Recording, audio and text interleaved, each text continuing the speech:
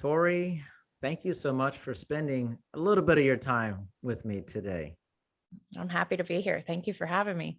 Tori Gordon. So, as I was telling you before we got on here, it's just, it's just a free flowing conversation. So, just like two strangers meeting each other, like, tell me a little bit about your life. What's the genesis of Tori Gordon's Oh beginning? man, where do I start? I mean, uh, I am originally from Alabama. I grew up in Tuscaloosa, where the University of Alabama is. So it's about 3 hours from where I currently am located in Atlanta, and spent most of all my childhood there. Grew up to some Alabama as an Alabama football fan, of course, and so Crimson is in my blood Roll for sure. Tide. Roll Tide.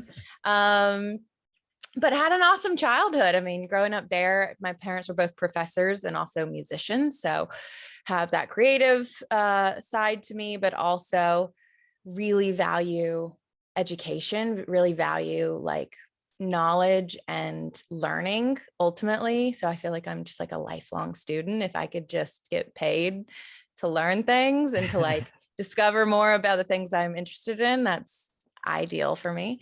And then yeah, I've been on just this path of finding myself and knowing myself deeply over the past several years. And that's taken me from a corporate career in sales and sales training to starting a business and what's kind of becoming a media company and also coaching company. And just really committed to evolution and expansion and growth personally and professionally, and just like you enjoy having conversations with like-minded people who are just open-minded and willing to learn and grow and like get uncomfortable, because the last few years have been definitely a lot of risk-taking, trying new things, being willing to change my mind, start over, fail, Yeah. get back up. So there's just been a lot of that, and I think there will continue to be, but learning a lot as I go. So you talked a little bit about like finding yourself. Mm. I caught on to that. I like I hooked it. Yeah. What started that journey of finding yourself? Yeah. Well, I think if in order to find something, um, it's a byproduct of feeling lost. Mhm. And that's certainly where I was several years ago. I went through several different big losses in my life consecutively, starting with my sister in 2011. I lost her to leukemia, and I say loss, and I lost her. She's not lost, and I Right. kind of take that back. But she passed from leukemia in 2011, and then we lost my 3 grandparents, an uncle, and my mom was diagnosed with stage 4 ovarian cancer and passed 10 days after my 27th birthday. So in that span of time, I lost touch with myself and who I really am and what I really wanted from life. And I was sort of just in survival mode and really just getting through day to day. And when that happens and we're not intentional, we're not conscious about the choices we're making or what we're doing, we're just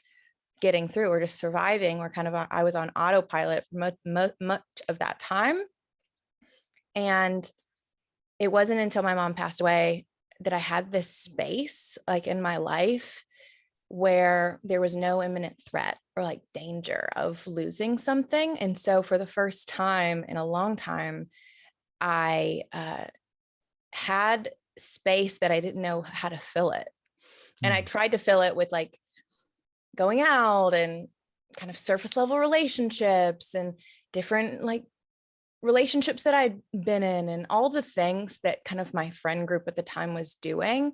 But all of those kind of big traumatic things in my life had really reshifted my priorities and what was meaningful and valuable to me. And so I felt just this big gap between what my life looked like and what it was and what I wanted it to be. And so that journey of getting to know myself again more than anything was kind of catalyzed by finally having the space to like spend time asking myself important questions like, hey, why do I do the things I do? Like, does this thing really fulfill me? Am I really happy? And if not, am I willing to sit with that answer, and be willing to change my mind and do something new and be seeking out things that are more fulfilling. So what have you sought out that feels like it's Hmm. taking care of that space a bit more? Yeah, I think it started with just getting curious internally and like I said, asking really powerful questions and seeking help. When we feel directionless, purposeless, lost, we ask for directions. And that was one of the first things I started to recognize, was this common thread in my life where I always looked outside of myself for the answers, and I asked other people what I should do or how, like, what do you think would make me happy? Do you think this is the thing I should do? Right. What do you like, get your opinion on it? But sometimes that's where we have to start. And that's where I started, and I sought mentorship, I sought coaching, I sought therapy. And that was helpful. I was intentional about the spaces that I put myself in. And the people I surrounded myself with. I knew that I wanted to seek out support that would help me inquire within myself, because there was something I always knew. I knew that I had the answers within me. I just didn't know how to find them. Like, I didn't know how to connect with those parts of me because they'd been just kind of covered up for so long. So that's one of the things I did. And I started to intentionally create different spiritual practices that allowed me to become more present and attuned to what was really true, what was really happening underneath the surface of all my patterns of distraction and coping that I'd really become like dependent on. So meditation was a huge thing for me. Yoga actually was kind of my bridge into a lot of that, because it was the first time I remember like feeling present in my body again and feeling like, oh, this is what it feels like to be here with your Yeah. breath and with your body. And then ultimately that kind of path led me into breath work, which was completely transformational and set me on a path to become a facilitator of that. And really just finding practices that could help me clear the noise and all of the distraction and help me find my center. Like, what is there and present for me when all of that gets kind of silenced? Yeah. And one of the easiest practices I find is just being still and sitting in silence. And that's one of the things, like, I find that not just me, but my clients in my community as well, a lot of us like avoid like the plague if we can, but it's a powerful practice. You ever like been in a car with someone and, people are always trying to chat and then it's just silent Mm, in the car? You could tell people don't like it. So just kind of mm, bring up random stuff mm-hmm. instead. And I totally agree with that. It's almost like being silent is like a bad thing to so Yeah. many people. It's like letting that hum of the nothingness be there Mm-hmm. feels foreign to, and I feel like it feels more foreign now in our current society. Mm-hmm. I remember a time I started to travel alone during this period, and that Hmm. was really helpful for me. And I went out to Utah, and it was a friend that I just met. Like, it was not a long-term friendship or relationship or anything, but somebody I just met and was like, hey, you should come out to Utah. Like, I'll show you, we'll take you skiing, doing different things I'd never done before. And I was just trying new things because I was really just trying to get to know what I liked, what I didn't like. Yeah.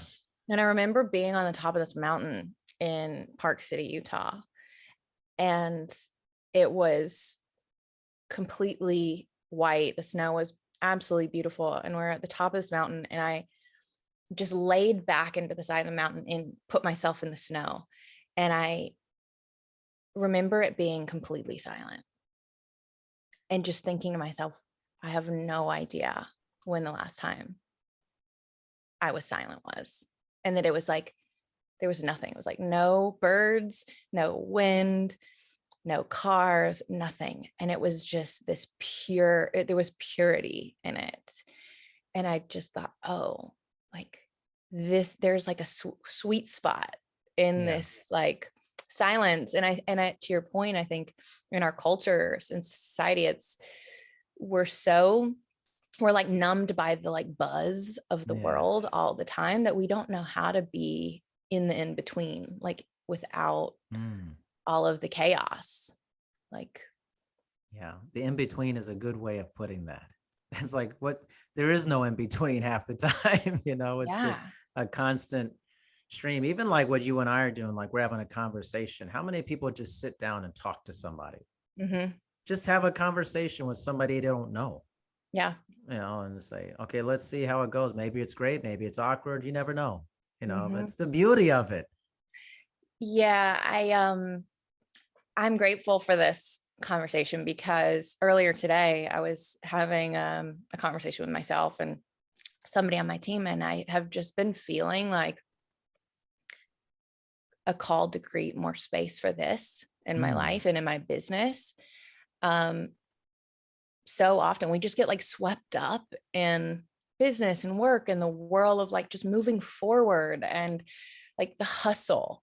the hustle. And even if we're like pretty intentional and like have these big goals and we're like, I'm focused on really making a difference, all of that is to say, like, I still am busy. Like, why is the first thing when we ask somebody, hey, how are you? You're like, busy, Busy. Yeah. busy. Why? And I'm like, I want to be more intentional and give myself permission. Like I had to give myself permission, just be like, some of this is not like a lot of this is not needed. Like I feel like I'm about to go through a purge of Right. like getting rid of a lot of things that I do and like that I have that just aren't necessary and needed to create more space for conversations like this, Mhm. for just getting into a space of creativity, and which is for me, it's activated by stillness, by flow, by meeting people, by finding things that inspire me, not just being like, okay, what's the next thing I have to get done? What's the next thing? Yeah. You know? Yeah. I feel very similar. Like I had that same thing for years. I was just like, it's just constant running. You're just on a hamster Yeah. wheel. And then like I know myself, like if I don't set these boundaries, I'm just going to take on more clients. I'm going to do more work and stuff. So I like actually started my podcast as a way to like stop myself from working Mhm. and doing other things and having this space just to talk to people like yourself. Because if I didn't, I would just fill it with other work and things of that nature, Mhm. Yeah. Well, and for me, I don't know about for you, but like that comes from a deeper wounded part of me that always believed that I was only worthy if I was productive and I was Mm, getting things done and I was accomplishing things. Because right. I learned at a young age that I was loved when I performed. Mm, really? So is that from your parents that they provided that sense, or who did that? Um, you know, consciously or unconsciously, I definitely picked it up. I think um they did put an emphasis on, like, they had a standard in terms of they expected me to get good grades. Yeah. Um, I actually went to a school where we didn't have grades at all. And my first grade Wow. was in sixth grade, was the first time I ever got a letter grade. Wow. And the fact that they put me into an elementary school where we didn't have anything standardized, and there was a huge emphasis on the arts, on language, Mm-hmm. that was the best thing they could have ever done for me. Right. But as soon as I got into structured school and I started, the first test grade I ever got was a 59. Yeah. And I thought, I went from doing incredible in, elementary school to thinking, oh God, like this is my first letter grade. And I remember then my dad told me something. He said, if you don't like how you feel, change it. Yeah. And I didn't like the way that I felt when I failed the test. And so I learned then, oh, I have to work hard, or I have to do more to not feel this way. Hmm. And I'm almost like I've never actually like put those things together until right now as I'm saying it. Right. Um, but then I just learned how to perform. I mean, I was MVP of every sports team. I was over a 4.0 student. But the thing is, as soon as I started to get A's, and I learned it wasn't because I had to, my parents knew that I was capable, but now I had the standard for myself. It wasn't like, oh, you're going to get in trouble if you don't make A's. It was like, no, I was that like hard on myself, and I had that expectation, and that's just carried me through. And so at some point, my identity and my worth got wrapped into doing. And I think a lot of us, that's why we feel like rest is unproductive. Yeah, most definitely. I hear that a lot. It's also kind of like, how do you define yourself? It's like, if somebody asks you, if you meet somebody out and you say, well, what do you do? We always ask what they do. Right. We never ask who they are. It's just, what do you do? It's always what you do, who you're defined by is your work. Yeah. Yep. Versus like, what's your value system? Who are you innately as a human? Like nobody ever asks you that. Yeah. Can you imagine walking down the street and being like, hey, nice to meet you. So who are you? Not like, so what do you do? They would be like, what? But maybe that'd be a fun like exercise, because I think it would open up such like more meaningful conversation, because we have such canned responses. Yes. And my daughter I have a 10-year-old daughter, and we had this like crazy conversation yesterday. We're like sitting down and we chat in the evening, and she's like, Daddy, I don't like when people ask me like, how am I doing? She goes, and everybody always says, or if you ask somebody, they always say good, but are they really good? She's 10. She's like, I just want to tell the truth. Like if somebody asks me, how am I doing? I want to be like, I'm not doing great today. Just to like we need to break these cycles of canned obligatory responses. Well, and I think we do that, if we ask ourselves, like, why do we do that? It's like, I used to say there were a couple of reasons why I would play that persona, that everything was good, right? Either I don't trust you, so you don't deserve to know. I don't trust myself with how I'm feeling. I don't trust how I'm feeling. And so I'm scared to share that if I don't, because maybe my feelings weren't validated. So I'm like questioning even if like what I'm feeling is true. Or I don't have time, so I don't want to get into it. A lot of us are like, I don't have time to get into it. If I just like actually tell you what's going on, and it's going to take a lot. So like, I'm just trying to get on to the next thing. And it's this like barrier to intimacy. Like we don't want to go deep. Like we just don't want. And the other thing is like, I don't trust myself because I'm not honest with myself. Like I'm pretending to myself that I'm good. Like I'm trying to convince myself by saying, yeah, I'm good, I'm fine, that I'm better than I am. And one of the things I say is like, when we say I'm fine, it's feelings internally not expressed. I like that. Yeah. I like that. Wow. That's different. It's I meet people all the time. Every day I'm with my clients all the time, and everybody's, the same responses. And when they do that to me, they're like, oh, it's okay. I'm like, why is it just okay? Or what's so like, you don't seem like you're happy. Like, what's the thing? And then they're like, oh, you're interested in asking about this? Yeah. Well, yeah. So we're going to actually go there. We're going to actually talk about this. And it like always throws people off for that. Yeah. So like, let's do it. This is a great opportunity, right? So I meet you, Tori. I don't know you. Who are you? Who are you today? Yeah. Who am I today? I am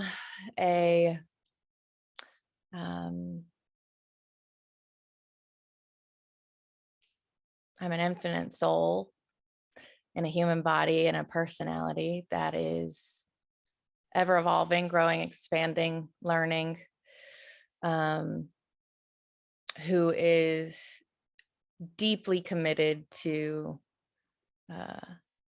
truth and knowing myself and expressing that in the world. who's unlearning a lot of things that don't serve me. And someone who is curious about what makes life meaningful and worth being present for. And so that's kind of the path that I'm on. Can you imagine like somebody asks you that and you tell them that when they just meet you? They're like, whoa. Yeah. If you would have asked me that question several years ago, I would have given you a completely different answer. I would have identified myself with all my labels, and I'm a daughter, and I'm a friend, and I'm this, and my achievements. And that's just the way I see myself. Is just very much, it's just expanded. I see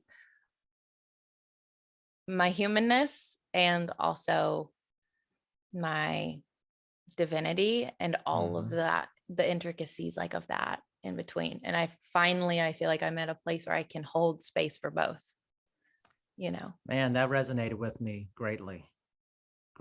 I feel extremely similar to you about that. Like if you asked me that, I would say I feel I'm a person who has lived many lifetimes within the same lifetime. And that it's funny, I hold a tremendous space for faith, divinity, and my flaws as a person at the same time. And all my podcasts I do it's education. Always want to be educated. I do it for me, honestly. Yeah. I really do, because I like to meet random people and learn from them and have other people witness or listen to the union of two strangers meeting each other. There's something special about that, because I feel like we're not doing it enough. Yeah. Like that's the original language of humans, meeting each other, holding space for each other. And it's kind of like we're trying to, in some way, take that away from ourselves a little bit with all of the kind of process communication that we have. Yeah. Whether it's texting, email, and we're trying to like make that the dominant form of communication. But you know what I mean? Like, yeah. I mean, the thing that came to mind as you said that is, when you're online, I think I ran a podcast too, and I had to recover a recording. Yeah. And so I was on their website and this bot pops up, right? And it's like, pick from these answers. Like, do you need help with something technical? Do you need this? Do you need this? And like, here are your options. And our form, it's like these canned responses, right? It's like it's now in our technology. It's now in our language and the way we communicate. When we do actually, people don't talk on the phone anymore. We're texting, we're doing all the things, and much less face-to-face, or like having just an unscripted, hey, let's just chat. Like, we are getting further and further away from, I think, just authentic, like true connection, even though we tell ourselves and we say we're more connected than ever. Like in my experience, people also feel more isolated and alone than ever.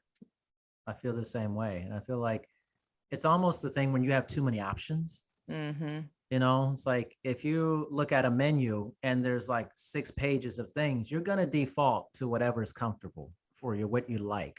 Yeah. But if you're given like a few options, you're kind of more open to trying a couple of different things for that. I feel like we have too many options for communication. So then we become paralyzed by all this communication, and we go, well, I don't really want to have to express who I am in a long form, so I'll just text somebody or I'll send them an email. And then the other thing is, then I won't get back to them either. I'll make them wait, or I'll just forget because I'm overloaded with all these things coming into my life all the time. It's a strange thing to me. And you just said something else that hit, which was like, I don't want to tell somebody who I am for whatever reason. And it's like, for me, the reason I didn't want to do that is because I didn't know who I was. Mm. And I think there are a lot of people, I would even like go as far to say, like, probably most people that we meet, like, they're so disconnected from themselves. If you invite them into a space to explore that question, like, who am I? Who are you? I want to know you. It illuminates something they haven't been looking at themselves, which is, I don't know. Right. Like, I don't know how to answer that question. Or we go to our, our traditional responses. But if we actually ask, like, why do we do that? It's like, well, because I don't know what else to say. And if we don't spend time in stillness, silence, and like intentional connection with ourselves and other people, it's like, I don't feel confident about answering that question. Mm. Or I don't feel sure. So I say what I think is going to sound good. Right. Other thing too is kind of like, you're never closing the loop. Mm. You're never, so like, there's a lot of anxiety, and part of that anxiety is you just hasn't closed the loop on what it means to be you. So if you don't know who you are, the bill has never been paid. Mm. It's always open. You're like, I don't know. And that drives us crazy on some level. It's like an unreturned message. It's part of, you're not closing the loop. When people are in person or they talk like this, they close the loop. Mm-hmm. They have closure Mm-hmm. about whatever it is they're talking about. And in society, it's like we have all these open checks all the time. Everybody's leaving the bill on the table. Mm-hmm. You just don't know how to have closure about things. Mm. It's funny, I the more I've wrestled with that question, I've sat with that question, my answers have changed, and I think they'll continue to change. Yes. But one of the things I think about is, I was actually taking a client through this yesterday in terms of like, okay, you can think about who you are, but who do you want to be? Because you might not know who you are. Okay, but who do you want to be? Because you get to decide who you become. And one of the things I asked her to do was to think about people that she admired, that she respected, that were like people that she really looked up to. And she, if we some people struggle with that more than others, but she kind of found a couple people, even if it was like, I was like, it can be a movie character, it doesn't have to be a real person. Like, what are the qualities about that person, even if it's not everything about them, like, but the things that you are drawn to about them, what is it? Well, that woman, she she doesn't take shit from anybody. Yeah. She really speaks her mind. She doesn't let people walk all over her. And that was one thing, and then she started to find these different characteristics. And then I asked her, is there anybody that you don't want to be like? And she immediately was like, yes. She's like, my mother. Oh. And she was saying all the qualities she didn't want to embody and be like. And what we don't realize often is that we have unconsciously, we treat ourselves in the way, like, we commit, we're like, I'll never become like them, I'll never be like that. But a lot of times, like, we unconsciously do, we treat ourselves the way maybe our mother treated us. Even if we're not treating everybody else like that, we're doing it to ourselves, and we become like our mother to ourselves. Yeah. And so it's like, there's so many complexities to that question, but I always point people back to, and in myself, it's like, but who do I want to be? Because that's where I have choice, and I have agency to decide, what am I going to like do with my time and my energy and my resources, and how am I, like, what are the characteristics I want to embody? And ultimately, thinking about death has really, and being up close and personal with death has really helped me with that. And thinking about, like, who do I want to be? What do I want to be remembered for? Will I have mattered? Like, at the end of the day, when I'm gone from this physical plane, like, will it have mattered? Yeah. And how that is something I think we all tend to like push death off to the side. You know, it's like this thing, we all know it's going to happen, but it's almost Sure. like we all think it's not going to happen to them, to you in this sense. But it's very stirring and powerful to recognize it, because it gives a lot of push towards doing things in life. And I love that, like, kind of like your legacy. What will you be remembered by? I watched this documentary of All Madden, John Madden, famous football coach, and he just recently passed. But it's like the pouring out of how many people love this man, and the sons saying, not only were you a Hall of Fame football coach, broadcaster, you're a Hall of Fame dad. You're just that good. I never looked at my wife. I said, I want to. That's what I want. At the end, that's what I want. I want people to feel a certain way about me because I treated people well. I was kind to people. I loved a lot of people, had a lot of meaningful relationships. And I met a lot of awesome people that hopefully I was good to, you know. And I don't know, we don't think about that stuff enough. Yeah, I agree. And I think that's thinking about and contemplating death and has been one of the most, it served me really well, because what you start to realize when you go through something like that, like losing my sister, she was 23, you know, and I had to come to terms with a reality that I had not yet faced before, which is life is uncertain. Yes. And there is no guarantee. Like we're all, whether it's in our religions, in our faith of whatever kind we have, in science, in all the different things, we like want certainty as a species. Like we want to be able to say, like, this is right, this is true, this is and what I've learned is that, like, that putting off of death and thinking like it won't happen to us or whatever, is that's typically comes from people who haven't had someone close to them die. And then I think about, you know, because what death does is it creates urgency. And it requires you to acknowledge that your time and your energy are your most precious resources and you can never get them back. And so for me, there was an urgency of realignment in my life of like, no, how you're spending your time is not aligned with, again, who you want to be, what you want in your life. So you're doing things that don't match that. And there is no guarantee that you'll just figure it out later.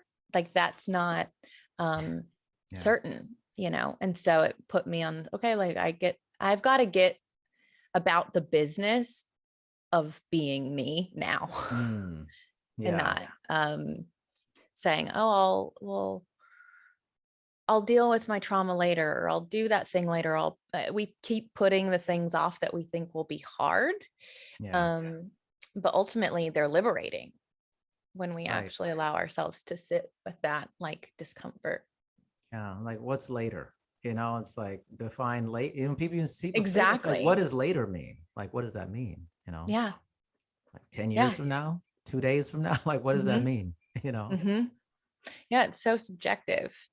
Because now is later. So are you ready? Like it's all just now.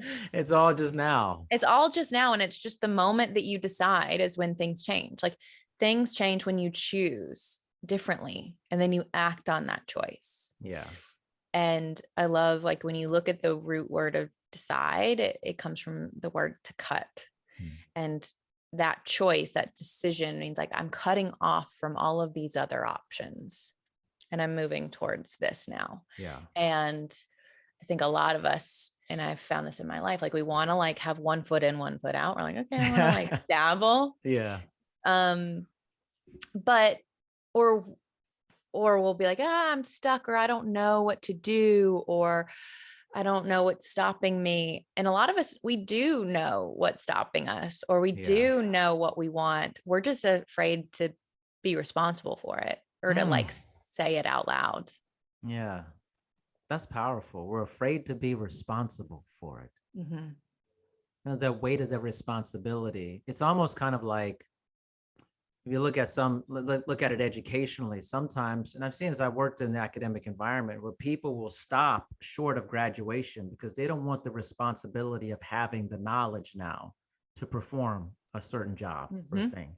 Now my expectation is you must be good at this. Right. Versus if you don't have that, then you can be like, well, see, I wasn't good at it anyways. I don't have the, like, Right. You don't have the responsibility anymore. I can stand behind, oh, well, I don't have the degree yet, so I don't have to, like, because it's like these prisons that we're locked in our mind, but it's open on both sides. Yeah. And we could walk around to freedom, and there is a clear path forward, but it means we're responsible for that, and that we have to choose it. And so it's like we're almost more attached to the comfort of staying small and doing what we've known, because that's certain, and actually risking and putting something out there, or like saying, hey, I really want this thing, or hey, this relationship really isn't working for me, or hey, I want more, like a deeper connection.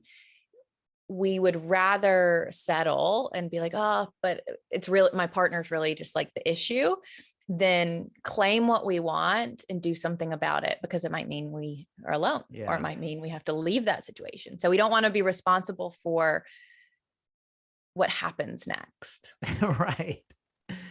It's kind of like, I love the book, Never Split the Difference by Chris Voss. It's really good. And it talks The a lot negotiator. about, it talks a lot about that, but in the sense of like, people are more than willing to take a negative situation because it's certain, versus taking a positive situation that is uncertain about, it may be positive to move away from something, but even if it's negative, I'm used to it. You may be used to being extremely unhealthy, even though you want to be healthier. There's a lot of uncertain of what the responsibility is of becoming a healthier, more well person. It sounds diluted when you say it out loud. You're like, what? Like, yeah, but when you think about it in our biology and just how deep this goes, I mean, if you look at a child who's been abused by his mother, right, and then a police officer comes and tries to take the child into safety, the child will reach for his mother. Right. It's because this is all you've known. Yeah. Because if we grow up in chaos, we seek chaos because it feels like home. Yeah. If we grow up in, you know what I mean, with abuse, even if we're in an abusive situation, we want out, it feels familiar. Yes. And we think familiarity is love. Like we feel like that is home and love, even though it's not. And we're afraid to redefine love, like to say, actually, this isn't love, but I actually have no context for what that does look like. Right. Wow. And that feels like when you get into that state, you feel like, okay, now I'm just walking around in the dark and I'm just trying to feel for something solid. Right. Yeah, most definitely. I mean, we all have these definitions of things based off of, environment or upbringing, all these things. And, if you think about it, like everything you've gone through in your life defines in many things how you see things. And you look at all of the different, whatever, you name a topic that's going on in our country right now. A lot of it has to do with the definitions of what we feel these things are. And when you talked about changing your mind, right? That was something you said, I'm willing to, change my mind and my thoughts. That's a very scary concept for a lot of people, because then it changes how they live. I mean, and that's scary for people. I remember, there's many times in my life looking back, that I thought I knew it all, I was like, oh, this is true. And you could like, I will defend this, and I will like advocate for this, and I will market for that. I will do all the things like, and then, something happens and your worldview expands and you no longer can fit into that small container. And that's really hard for people, because our safety and our identity is wrapped up in like these ideologies that we have. Yeah. Like, and if we're attached to them, we're not willing to like see life differently, because it feels scary. But when I say like, I give myself permission to change my mind, I also like literally give myself permission. Like, it's okay to change my mind. Like, it's okay to believe something today. Like, how many things do you believe today that you didn't believe a year ago? That's a good question. You know what I mean? Or like, cause we've had new experiences, like we've had new things where it's like, oh, maybe there's more to this, or yeah. Like my idea of what God was, 5 years ago has expanded. But if I'm so committed to this has to be the way it is, I live in limitation. And I think ultimately we're all craving freedom from those limitations. Yeah. I always think a good question to ask, and I always ask, what would make me change this belief? What would be the answer? What would need to be presented to me, or I would find out to change my idea about this? And I always think that's a good exercise. Like, whatever it is you believe in, whether it's social, political, religious, but like, what would I need to know to change my idea about this?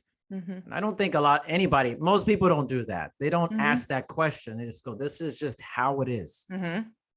And it's just, it's over. Like, there's no room for wiggle room. It's just over. And I feel that's very limiting in your life, Well, and this, like, it is. And it's not just how, we see kind of our social structures or government or like anything that's going on in the world, but also like the people in our lives. Like, what if like the way I view my mother, right, is, she didn't care about me. She didn't love me. She neglected me. She was always busy with her own thing. That's my view of her. It's my perception, right? It's just the meaning that I gave to the experiences that I had. There was circumstance, and then I applied meaning on top of it. And now my frame of reference and my perception is mom didn't love me. What if I was willing to see that differently? Maybe I was willing to see, maybe my mom was so busy working 3 jobs, right? Because this is not my story, but for somebody, because she was a single mom and she was trying to take care of 2 kids. Or am I willing to see, maybe my mom was also a traumatized child, that didn't have a mom, like, how would that change my perception? And a lot of times that brings so much compassion and empathy. And when we're in a mental state of victimhood, we want to be right, or just like in our ego, like our ego always wants to be right. So it wants to be like, yes, I knew it. She didn't love me. And what we unconsciously do is we go out and we create more evidence for that story. And we're like, yep, the world's a mean and nasty place. Yep, the world is not like my friend. Everything's against me. I have to do everything alone, whatever our story is. So I just, I make it a practice of like asking myself, what's the meaning that I give to this? And because that's based on my interpretation and my perception, that doesn't make it true. Right. Most definitely. And, it's just like, if this is someone who has a lot of education and science and stuff like that, there's a lot of talk about science and stuff like that. And I always tell people, I'm like, science is only as good as the time it's in. Right now, what we have, you get information and you interpret information, and it's good for that time, but it may not be good for a different time. It may until change. You have new information. You have new information. Yeah. Like, there's always a lot of new information. The question is, are you willing to receive the new information that may be different than what you've always thought it was? That's the hard line for a lot of people is, nope, I'm not changing my mind. I'm like, it's new information though. Right. Right. This changes the game. But it's even, I was talking to somebody the other day who's very successful entrepreneur. And I was bringing up like crypto and NFTs. And I was like asking them, like, it was interesting how many like quote unquote successful people that I know that are like, I'm not touching it because I'm unwilling to learn. Right. Right. Like, I just don't want to put in the effort to learn. Even though like there's so much information that's saying like, this is where we're headed. It's like, Yeah. yeah, sure. But like, I just don't want to do it. Or it's like a lawyer who's like, Yeah.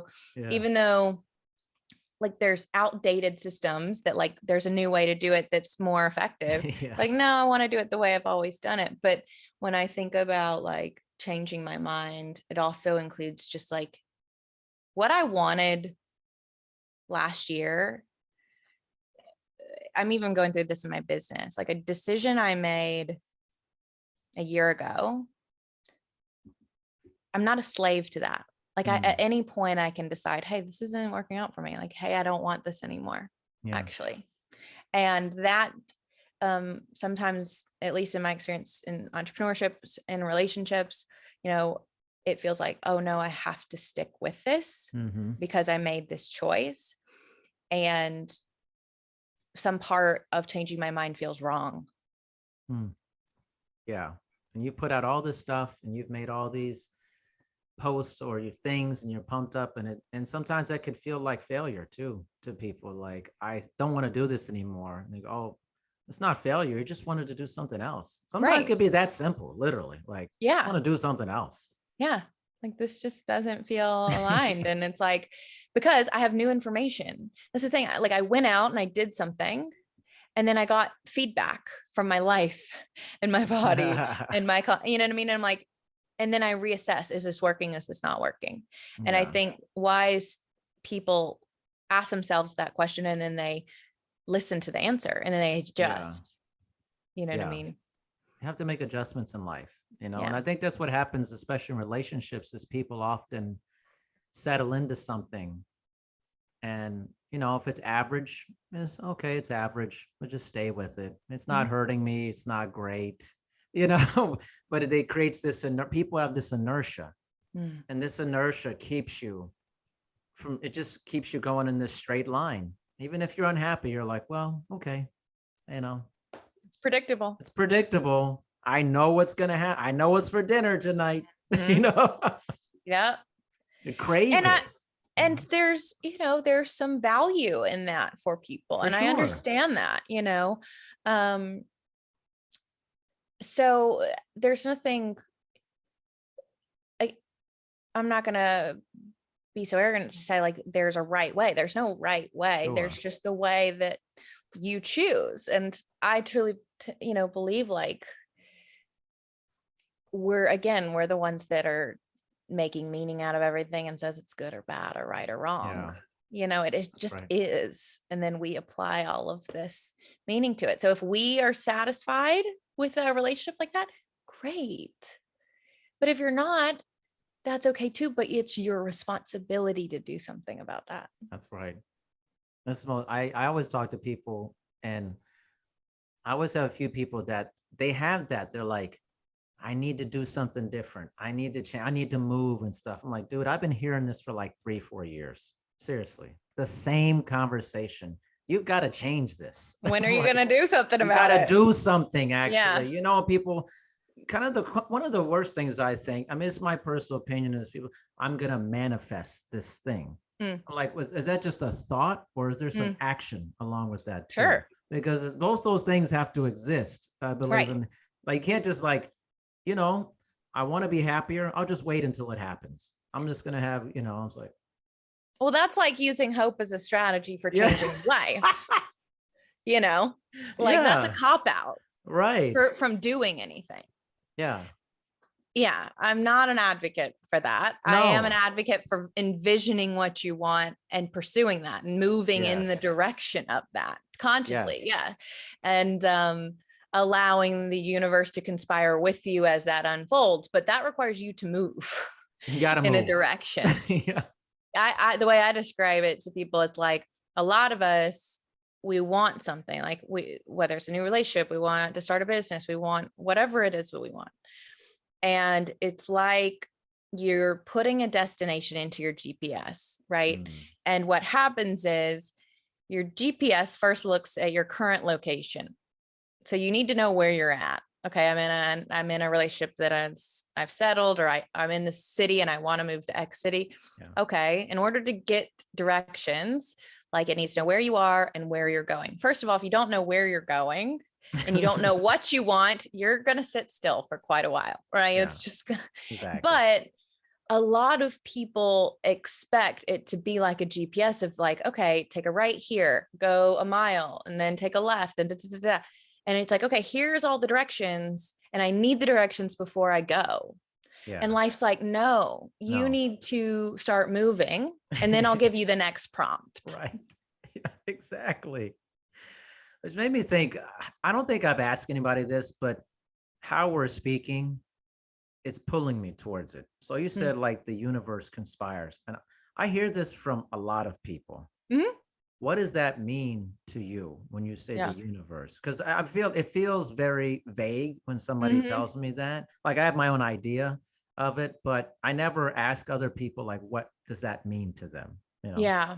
I think for me, my belief system as it is today, is that I am much more than a physical being. I'm a infinite spiritual, energetic being that has a body that's physical and a personality that makes me human. But my soul is eternal, and it's energetic, and it is connected to all things. And there is a consciousness in all things. And that consciousness, that higher, you could call it Christ consciousness, you can call it God, you can call it source, you can put any name on it, I don't care. But that, I believe in laws of the universe, laws of vibration, law of attraction is a secondary law outside of vibration. And that's why people get in the habit of saying, I'm going to manifest something with how I think. Actually, what happens is it's based on how you feel. It's energetic. Feelings, emotions are energy in motion. So when I say the universe is, there's a great book called The Alchemist. If you've never read it, you should definitely read it. But basically, that when I intend something, when I say I want something, you claim it. And you make a choice and a decision, and then you start to move in that direction. There's a natural unfolding that begins to happen, because you've now vibrationally started to shift into alignment with it. So all the things in the universe, all of the vibration that I'm also connected with, start to make it seem like things are happening like on my behalf, like there's synchronicities, or there's this opportunity, I meet this person or whatever. And it looks like this magic that's happening, but it's a law. It's a science. So for me, it's like spirituality and science have merged in a lot of ways, where I used to see these things as very separate. And in personal experience, what I have found is when I intended something from a place of truth, of like what's really true and authentic for me, which is I deeply desire,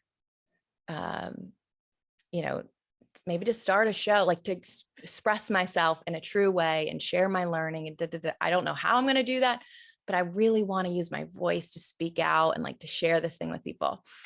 Okay, I've like put that out into the universe. I've like said it. It's not just in me, in my head, it's out of me. I've like moved that energy. And now I move towards that intention with my actions. And now there's this unfolding that happens. And that is, for me, a really beautiful thing to watch for myself and my clients. But it comes back to intention. And then there's definitely action that has to be like intentional action, disciplined action, like continuing to show up, not just like one time. And then it's like, okay, I'm going to like get this thing. But it's something I continue to study and dive into and understand, like, how do I interact with this intelligence? What is my relationship to this intelligence? it's in me, and it's around me. It's this field of information that's available. And there's all of these possibilities that exist all at the same time. Like whatever I intend, whatever I focus my attention on, like there's every possibility that already exists in this infinite field of possibility and information. And I move towards the possibilities and the things that I focus on, I get more of. Yeah. I like that. I feel like I hear that so much, and I'm like, okay, my thing is always just ask people things. Like, I'll be like, well, what does that mean? I say that all the time. People tell me something, I go, what does that mean? I'm like, I just like the operational definition, your definition of what is that for me mean? it's just interacting with a higher participating with a higher intelligence. And I actually really think humans are pretty much wired for that. And I know for me, it's been a huge part of my life. And I've always been someone who's been like, listen, you can find science in spirituality, and you can find spirituality in science. But we've made this huge thing that, like, especially people in academics, very cut off from spirituality. Like it's just black and white. There's no mystery. It's what's tangible. And I always think that's just not how I want to be a part of that. The mystical is not, it's like shunned. It's not considered. It's like, oh, that's it's just no consideration. Right. But then it's interesting, hearing from other, like whether, I think there's these initiations that happen for people in their lives in terms of like something happens that was outside your control. That's like this an initiation into the mystical, or your like willingness to consider, like, again, maybe my beliefs have expanded. Like what I used to believe was that there was no such thing. And then you have an experience, maybe you have an accident and you have an out of body experience. You have a near-death experience that's unexplainable. For me, we took my sister off life support and I'm with her. And then I'm not with her, I'm with her physical body, but she's not here. And how do you start to explain that? And how do I follow my curiosity, and I'm willing to ask questions, even if they disrupt and make the systems uncomfortable. Yes. And I think also adding to that is, what also I think is jarring is meeting someone who is in let's say if you meet someone who is a scientist, but completely changes your view of what a scientist is. Like how from their hair to their swag to, maybe they're into religion or divinity or spirituality. Sometimes being the difference, like the person swimming in a different direction, changes other people. They go, oh, I didn't know you could be like that in this. Oh, it can look different. This can look, this isn't like a monoculture. Like there's a different way to do this. This isn't the same uniform. It's like they fall outside the norm. And when anything falls outside the norm, it disrupts the system, because we're like, no, we're used to it looking a certain way. So if it doesn't, that might indicate that there's more. There's more than what we thought. You know what I mean? I don't know if you're familiar with Joe Dispenza or Joe Dispenza's work at all, but he he's phenomenal. And there's so many neuroscientists now that are studying this and seeing these two, what used to be very separate schools of thought, starting to blend. Because here's the thing, like what used to happen was the mind was studied, was kept to the psychologists and the psychiatrists, right? The body was Western medicine, and the soul, spirit was the church, right? And we kind of kept that way. And now we're seeing, oh, actually the mind and body are they're not separate at all. Your body is what is your gut is like your brain. It's creating all of this in your body. So we can't separate these. Well, what we're saying is we can't separate any of them. And they're all intrinsically linked. And so, yeah, Joe Dispenza, he's a neuroscientist that had a terrible accident, and his spine, like he was doing like a triathlon or something. It was like run over by a truck or something. And he was completely, basically paralyzed, and said he would never walk again unless he had this spinal surgery. I think I know this. This might be from the documentary Heal. I can't something. remember if that's a great documentary. I can't remember if Joe Dispenza was It in seems like his story, but maybe not, you know. Yeah, he might be in that. And basically on his, like in his bed, he knew like the all of the like the workings of a spine, and he recreated it in his mind. Like he meditated on it so deeply, and like basically he set an intention of what health would look like in his spine, and it manifests into physical form. And so he said, since then, he's like dedicated his life to helping people co-create basically with this intelligence, and that's through meditation. So it's like these mystical experiences that are hard to explain, that there are now people that are like dedicating their lives to kind of exploring, which is cool. I think it's amazing. I mean, Tori, I have to tell you, like, we're getting in a groove, but I know we got to go here. But man, I tell you what, see, this is the magic, the incredible synergy of giving time to this. Yeah. Just chatting. I don't know you. You don't know me. I know. I feel like I know you. Right. But see, that's what we're not doing. We're not doing this. We're not just, you get in 20 minutes, you get 30, 40 minutes. All of a sudden, I actually felt it becoming more and more synergetic, and like the connection, the bond, and you get a groove going, you know, the chemistry goes. And I'm so glad you gave me some of your time. I really am. This has been like the highlight of my week. I'm so glad as well. And I think it just speaks to the intention that you put behind your work, and like creating this space to connect and to like have powerful conversations wherever they go. But there's they're all purposeful, you know, in their own way. And I just appreciate you for holding space and inviting me into it. So I hope it was beneficial. It was definitely. And I'll tell you real quick before we go, maybe this is some good feedback, is it's not like somebody told me about you. I just kind of came across your website. I was in health and stuff, and I'm looking through your website, I'm reading through it. And I'm like, I'm going to contact this person. Yeah. Because I don't really care if people tell me no. That's like is that the worst thing that's going to happen? Sure. It was like, I'm looking through it. I was like, there's a good conversation here. I'm pretty sure. Can I ask you what stood out? It's just a feeling. Like there was I'm a big feelings person. I trust the feelings I get.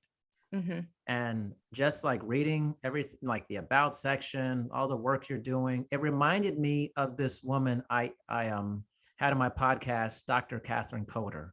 You guys it was like a kind of a mirror image of this other person who had such a great conversation about transpersonal psychology. It was fascinating to me.